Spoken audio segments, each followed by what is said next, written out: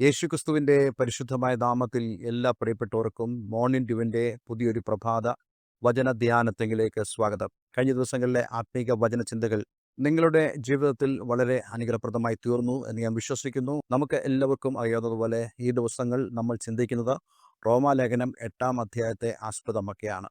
ഇന്നലെ നമ്മൾ റോമാലേഖനം 8-ാം അധ്യായം അതിൻ്റെ 5-ാമത്തെ വാക്യമാണ് വായിച്ചത്. ആ വാക്യത്തിൻ്റെ തുടർച്ച തന്നെയാണ് ഇന്നും നമ്മൾ സംസാരിപ്പാൻ ആഗ്രഹിക്കുന്നത്. ജഡസ്വഭാവമുള്ളവർ ജഡത്തിനുള്ളതും ആത്മസ്വഭാവമുള്ളവർ ആത്മാവിന് ഉള്ളതും ചിന്തിക്കുന്നു. ഇന്നലെ നമ്മൾ ചിന്തിച്ചു, നമ്മളുടെ ഹൃദയം, നമ്മുടെ മനസ്സ് നമ്മൾ ആത്മാവിൽ സെറ്റ് ചെയ്യണം. അതായത് ആത്മാവിലേക്ക് നമ്മൾ കേന്ദ്രീകരിക്കുമ്പോൾ, അതിനെ ഫോക്കസ് ചെയ്യുമ്പോൾ നമുക്ക് അതിനനുസരിച്ച് ജീവിക്കുവാൻ സാധിക്കും. ഇവിടെ നമ്മൾ വായിച്ചു, ജഡസ്വഭാവമുള്ളവർ ജഡത്തിനുള്ളതും. അതായത് ഒരുവൻ ജഡത്തിലാണ് തൻ്റെ ശ്രദ്ധയെ കേന്ദ്രീകരിച്ചിരിക്കുന്നതെങ്കിൽ അവൻ എപ്പോഴും ജഡത്തിനുള്ളതാണ് ചിന്തിക്കുന്നത്. എന്നാൽ ആത്മാവിൽ ഒരുവൻ തൻ്റെ ചിന്തകളെ ഫോക്കസ് ചെയ്യുമ്പോൾ അവൻ ആത്മസ്വഭാവം ഉള്ളവനായിത്തീരും. ഇതിൽ രണ്ടിലുമുള്ള വ്യത്യാസം എന്താണെന്ന് ചോദിച്ചു കഴിഞ്ഞാൽ, ദൈവം എപ്പോഴും പ്രസാദിക്കുന്നത്, ദൈവം ഇഷ്ടപ്പെടുന്നത് ആത്മസ്വഭാവം ഉള്ളവരെയാണ്. കാരണം അവർ എപ്പോഴും ദൈവത്തിനുള്ളത് ചിന്തിക്കുന്നു. നമ്മൾ പലപ്പോഴും ചോദിക്കാറുള്ള ചോദ്യമാണ്, എപ്പോഴും ദൈവത്തിനുള്ളത് മാത്രം ചിന്തിച്ചാൽ മതിയോ എന്നുള്ളത്. ഞാൻ നിങ്ങളോട് എല്ലാവരോടും പറയാൻ ആഗ്രഹിക്കുന്ന ഒരു കാര്യമുണ്ട്. നമ്മളുടെ ഈ ഭൂമിയിലെ ജീവിതം ഒരിക്കലും ദൈവത്തിൽ നിന്നും വ്യത്യസ്തമല്ല. കർത്താവിൽ കൂടെ തന്നെ നമുക്ക് ഈ ഭൂമിയിൽ ജീവിക്കാൻ സാധിക്കും. ദൈവം അതിനുള്ള ധാരാളം വചനങ്ങൾ നമുക്ക് ഇൻസ്ട്രക്ഷനായിട്ട് നൽകിയിട്ടുണ്ട്. ഈ ഭൂമിയിൽ നമുക്ക് സമാധാനത്തോടെയും സന്തോഷത്തോടെയും ദൈവ വചനത്തിൽ ആശ്രയിച്ചുകൊണ്ട്, കർത്താവിൽ പൂർണ്ണമായും ആശ്രയിച്ചുകൊണ്ട് നമുക്ക് ജീവിക്കാൻ സാധിക്കും. എന്നാൽ അങ്ങനെ ജീവിക്കുന്നവരായ ആളുകൾ അവർ ജഡസ്വഭാവമുള്ളവരല്ല. അതായത് അവർ ജീവിക്കുന്നത് ഈ ലോകം അവരോട് ഡിമാൻഡ് ചെയ്യുന്നതായ പാപസ്വഭാവങ്ങൾ പ്രകടിപ്പിച്ചുകൊണ്ടല്ല, മറിച്ച് അവർ ദൈവസ്വഭാവം പ്രകടിപ്പിച്ചുകൊണ്ട് ജീവിക്കാൻ ഇടയായിത്തീരും. ഇന്ന് നമ്മൾ അടുത്ത വാക്യത്തിലേക്ക് പ്രവേശിക്കുകയാണ്. റോമാലേഖനം 8-ാം അധ്യായം 6-ാമത്തെ വാക്യം. അത് ഈ ഒരു ചിന്തയുമായിട്ട് തന്നെ നമുക്ക് ചേർത്ത് ചിന്തിക്കാൻ കഴിയുന്നതായ ചിന്തയാണ്. ജഡത്തിൻ്റെ ചിന്ത മരണം, ആത്മാവിൻ്റെ ചിന്തയോ ജീവനും സമാധാനവും തന്നെ. അപ്പോൾ നമ്മൾ ചോദിക്കാം, ഞാൻ ഈ ജഡാഭിലാഷ പ്രകാരം ഈ ഭൂമിയിൽ ജീവിച്ചാൽ, അഥവാ ജഡത്തിൻ്റെ ചിന്തകളാൽ ഞാൻ ഈ ഭൂമിയിൽ ജീവിച്ചാൽ എന്താണ് എനിക്ക് കുഴപ്പം? വിശുദ്ധ വേദപുസ്തകം നമുക്ക് തരുന്ന ഒരു വാണിംഗ്, അത് നമ്മെ മരണത്തിങ്കിലേക്ക് കൊണ്ടെത്തിക്കും. സാധാരണയായിട്ട് നമ്മൾ ചിന്തിക്കും, അങ്ങനെ ഞാൻ ജീവിച്ചാൽ ഈ ഭൂമിയിൽ ഞാൻ മരിക്കുമെന്നാണോ? ഇവിടെ പറയുന്ന മരണം എന്ന് പറയുന്നത് നമ്മുടെ ശാരീരിക മരണമല്ല, മറിച്ച് നമ്മുടെ ആത്മീകമായ മരണമാണ്. ഈ മരണത്തെക്കുറിച്ച് ഇന്ന് ലോകത്തിൽ പല ആളുകൾക്കും ബോധ്യമില്ല. പല ആളുകളും ഒരുപക്ഷെ അവർ ക്രിസ്ത്യാനികളായിരിക്കാം, അല്ലെങ്കിൽ അവർ കർത്താവ് യേശുക്രിസ്തുവിനെ ഇഷ്ടപ്പെടുന്നവരായിരിക്കാം, കർത്താവായ യേശുക്രിസ്തുവിൻ്റെ മാർഗത്തിൽ സഞ്ചരിക്കുന്നവരായിരിക്കാം. പക്ഷേ അവർ ഈ മരണത്തെക്കുറിച്ച് അത്ര ബോധ്യമില്ലാത്തവരാണ്. ഇന്ന് നാം ഈ ഒരു ചിന്തയെക്കുറിച്ചാണ് സംസാരിപ്പാൻ ആഗ്രഹിക്കുന്നത്. പ്രവാചകരിൽ വളരെയധികം ശ്രദ്ധേയനായ പ്രവാചകനായിരുന്നല്ലോ യെശയ്യാവ്. യെശയ്യാവ് തൻ്റെ പ്രവചന പുസ്തകത്തിൽ 59-ാം അധ്യായം അതിൻ്റെ 2-ാം വാക്യത്തിൽ താൻ പറയുന്നതായ ഒരു പ്രവചനമുണ്ട്. നിങ്ങളുടെ അകൃത്യങ്ങളത്രേ നിങ്ങളെയും നിങ്ങളുടെ ദൈവത്തെയും തമ്മിൽ ഭിന്നിപ്പിച്ചിരിക്കുന്നത്. നിങ്ങളുടെ പാപങ്ങളത്രേ അവൻ കേൾക്കാതവണ്ണം അവൻ്റെ മുഖത്തെ നിങ്ങൾക്ക് മറയ്ക്കുമാറാക്കിയത്. പലരും ചോദിക്കുന്ന ചോദ്യമാണ്, എന്തേ ദൈവം തൻ്റെ മുഖം എനിക്കായി മറച്ചിരിക്കുന്നു? എന്തേ ദൈവം ഞാൻ വിളിക്കുമ്പോൾ ഉത്തരമരുളുന്നില്ല? പലരും ചോദിക്കുന്നതായ ചോദ്യമാണ്. അതിനുള്ള ഒരു മറുപടിയാണ് ഇവിടെ യെശയ്യാ പ്രവാചകൻ പറയുന്നത്. നിങ്ങളുടെ അകൃത്യങ്ങൾ അത്രേ നിങ്ങളെയും നിങ്ങളുടെ ദൈവത്തെയും തമ്മിൽ ഭിന്നിപ്പിച്ചിരിക്കുന്നത്. ഒരുപക്ഷെ നിങ്ങൾ പറയുമായിരിക്കാം, എൻ്റെ അകൃത്യങ്ങളെക്കുറിച്ച് എനിക്ക് ബോധ്യമില്ല. ഞാൻ എപ്പോഴും ദൈവത്തിന് മുമ്പാകെ ക്ഷമ ചോദിച്ചും പ്രാർത്ഥിച്ചൊക്കെയാണ് ജീവിക്കുന്നത്. പക്ഷെ എന്നിട്ടും എന്തേ ദൈവം എന്നോട് അകന്നിരിക്കുന്നു? ഒരു കാര്യം ഞാൻ നിങ്ങളോട് പറയാൻ ആഗ്രഹിക്കുന്നു. നമ്മളുടെ അകൃത്യങ്ങൾ വഴി ദൈവമായിട്ടുള്ള ആ ബന്ധത്തിൽ ഒരു ഇടിവ് സംഭവിച്ചിട്ടുണ്ടെങ്കിൽ അത് നമുക്ക് ഓരോരുത്തർക്കും വ്യക്തമായിട്ട് മനസ്സിലാക്കാൻ സാധിക്കും. ഇനിയും അഥവാ ദൈവം നമ്മളുടെ പ്രാർത്ഥനയ്ക്ക് മറുപടി തരാതെ തൻ്റെ മുഖം എനിക്ക് മറച്ചിരിക്കുന്നു എന്ന് നമുക്ക് തോന്നുമ്പോഴോ, നമ്മുടെ ഉള്ളിൽ ആ ഒരു വിഷയത്തിൽ നമ്മളോട് സംവാദിക്കുന്ന ദൈവത്തിൻ്റെ പരിശുദ്ധാത്മാവുണ്ട്. ഞാനൊരു ഉദാഹരണം നിങ്ങളോട് സംസാരിപ്പാൻ ആഗ്രഹിക്കുന്നു. കർത്താവ് യേശുക്രിസ്തു തൻ ഗെത്സമനയിൽ പ്രാർത്ഥിക്കുക. യേശുക്രിസ്തുവിന്റെ ഗതസമന പ്രാർത്ഥന വളരെ ശ്രദ്ധേയമായിരുന്നല്ലോ. ആ പ്രാർത്ഥന ശ്രദ്ധേയമാകുന്നതിന്റെ കാരണം ഒരു മനുഷ്യപുത്രൻ എന്നവണ്ണം ദൈവപുത്രൻ പ്രാർത്ഥിക്കുന്നതാണ്. അതായത് ദൈവത്വമുള്ളവനായ മനുഷ്യപുത്രൻ അവൻ തന്നെ അയച്ചതായ പിതാവിനോട് താൻ പ്രാർത്ഥിക്കുന്നു. എന്നാൽ ആ പ്രാർത്ഥനയിൽ നമുക്ക് കാണുവാൻ കഴിയുന്ന വളരെ പ്രധാനപ്പെട്ട കാര്യം, പിതാവായ ദൈവം തൻ്റെ പ്രാർത്ഥനയ്ക്ക് മറുപടി കൊടുക്കുന്നില്ല. യേശു പ്രാർത്ഥിക്കുന്നു, പിതാവേ, കഴിയുമെങ്കിൽ ഈ പാനപാത്രം എങ്കിൽ നിന്നും നീങ്ങിപ്പോകണമേ.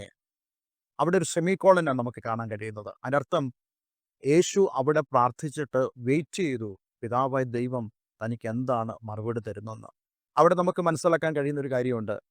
യേശുക്രിസ്തുവിന് മനസ്സിലായി, പിതാവ് ഈ ഒരു വിഷയത്തിൽ എന്നോട് സൈലൻ്റാ. കാരണം അവൻ തൻ്റെ മുഖം എനിക്ക് മറച്ചിരിക്കുക. പക്ഷേ ദൈവത്തിൻ്റെ സ്വഭാവം അറിയാവുന്ന കർത്താവ് യേശുക്രിസ്തു ആ ദൈവ ഇഷ്ടത്തിന് ഏൽപ്പിച്ചു കൊടുത്തു.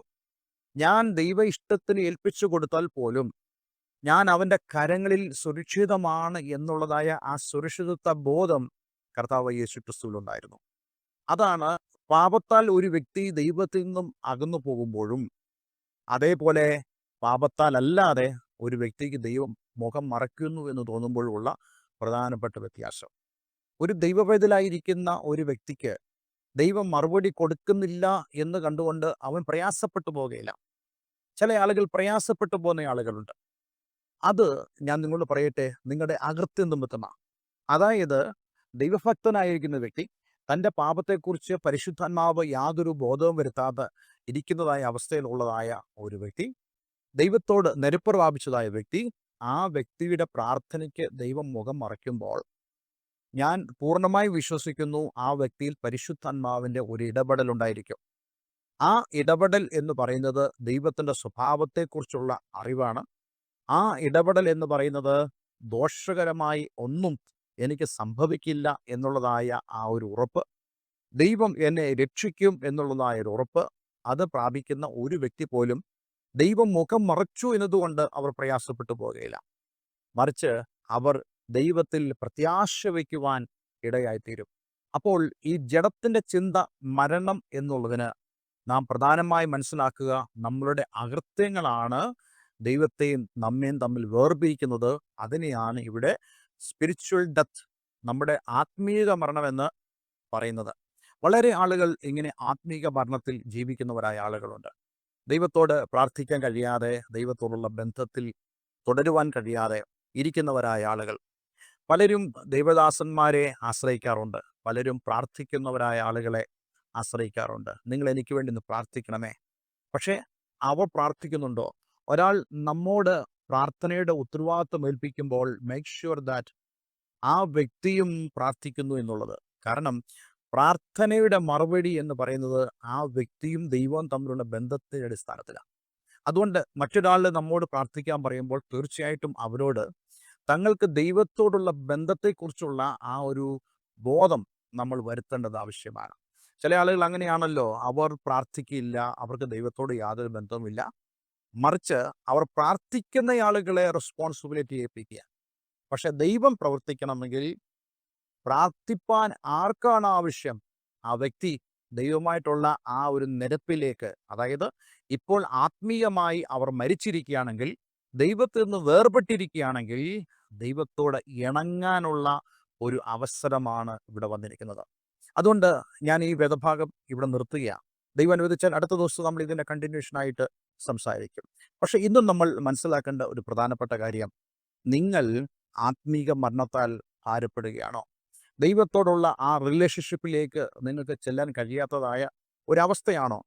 അതിൻ്റെ കാരണം നിങ്ങളുടെ അകൃത്യമാണ്, നിങ്ങളുടെ പാപമാണ്. പക്ഷേ അതിൽ നിന്നും നിങ്ങൾക്ക് വിടുതൽ പ്രാപിക്കാൻ കഴിയും. അതെങ്ങനെയാണ്? നാം നമ്മുടെ പാപങ്ങളെ ദൈവത്തോട് ക്ഷമയാചിക്കുമ്പോൾ, നമ്മുടെ അകൃത്യങ്ങളെ ദൈവമുമ്പിൽ നാം ഏറ്റുപറയുമ്പോൾ, നമ്മളുടെ വീഴ്ചകളെ നമ്മൾ സമ്മതിക്കുമ്പോൾ, ദൈവത്തിൻ്റെ പരിശുദ്ധാത്മാവ് നമ്മളിൽ ഇടപെടുവാൻ നമ്മൾ അവസരം കൊടുക്കുമ്പോൾ, തീർച്ചയായിട്ടും ആ ആത്മീകമായ മരണത്തിൽ നിന്നും നമുക്ക് രക്ഷപ്പെടുവാൻ കഴിയും. എന്ന് മാത്രമല്ല, ദൈവത്തോടുള്ള ആ ബന്ധത്തിലേക്ക് നമുക്ക് കടന്നു വരുവാൻ കഴിയും. അതുകൊണ്ട് ഇന്നെ കേൾക്കുന്ന പ്രിയമുള്ളവരെ, ഈ വചനത്തിനു മുമ്പാകെ നമുക്ക് നമ്മെ തന്നെ ദൈവകരങ്ങളിലേക്ക് സമർപ്പിക്കാം. ജീവൻ്റെ ആ അനുഭവം നമുക്ക് അനുഭവിക്കുവാൻ ദൈവം നമ്മെ സഹായിക്കട്ടെ. ഒരു വാക്ക് പ്രാർത്ഥിക്കാം. സ്വർഗീയ പിതാവേ, ഇന്ന് ഞങ്ങളെ കേൾപ്പിച്ച വളരെ അനുഗ്രഹിക്കപ്പെട്ട വചനത്തിനായി സ്തോത്രം. ഈ വചനത്താൽ അങ്ങയുടെ മക്കൾ അനുഗ്രഹിക്കപ്പെടട്ടെ. എന്നെ കേൾക്കുന്ന ആരെങ്കിലും ഇന്ന് ആത്മീക മരണത്തിലൂടെ കടന്നു പോകുന്നുണ്ടെങ്കിൽ അവരുടെ ആ ആത്മീക മരണത്തിൽ നിന്നും അവർ രക്ഷ പ്രാപിച്ച് ജീവങ്കലേക്ക് പ്രവേശിപ്പാൻ നീ അവരെ സഹായിക്കണമെന്ന് പ്രാർത്ഥിക്കുന്നു. യേശുവിൻ്റെ നാമത്തിൽ എന്നെ കേൾക്കുന്ന ആരെങ്കിലും രോഗത്താലോ മറ്റേതെങ്കിലും പ്രയാസങ്ങളോ ഭാരപ്പെടുന്നുണ്ടെങ്കിൽ നീ അവരെ പരിപൂർണമായും സൗഖ്യമാക്കണമേ. കുടുംബ പ്രശ്നങ്ങളിലൂടെ മക്കളെ ഓർത്ത്, തലമുറകളെ ഓർത്ത്, അതേ കർത്താവെ, അവരുടെ ഭാവി ഓർത്തുകൊണ്ട് പ്രയാസപ്പെടുന്ന പ്രിയപ്പെട്ടവരെ ഈ വചനത്താൽ നീ ബലപ്പെടുത്തുകയും ദൈവത്തോടുള്ള ആ റിക്കൺസിലിയേഷനിലേക്ക്, ദൈവത്തെങ്കിലേക്കുള്ള ആ നിരപ്പിലേക്ക്, ജീവങ്കിലേക്കുള്ള ആ അനുഭവം നീ അവർക്ക് കൊടുക്കുകയും അനുഗ്രഹിക്കുകയും ചെയ്യണമെന്ന് പ്രാർത്ഥിക്കുന്നു. പ്രാർത്ഥന കേട്ടതിനായി നന്ദി. യേശു ക്രിസ്തുവിൻ നാമത്തിൽ തന്നെ. ആമേൻ, ആമേൻ. ഇന്നത്തെ വചനം നിങ്ങളുടെ ജീവിതത്തിൽ വളരെ അനുഗ്രഹപ്രദമായി തീർന്നു എന്ന് ഞാൻ വിശ്വസിക്കുന്നു. ഈ സ്ക്രീനിൽ കാണുന്ന ഫോൺ നമ്പറുകളിൽ ഞങ്ങളെ വിളിക്കുക. തീർച്ചയായിട്ടും ഞങ്ങൾ നിങ്ങളെ സഹായിക്കുന്നതാണ്. ആത്മീയമായിട്ടുള്ള എല്ലാ സഹായങ്ങളും ഞങ്ങൾ നിങ്ങൾക്കായി നൽകുവാൻ ആഗ്രഹിക്കുന്നു. God bless you all.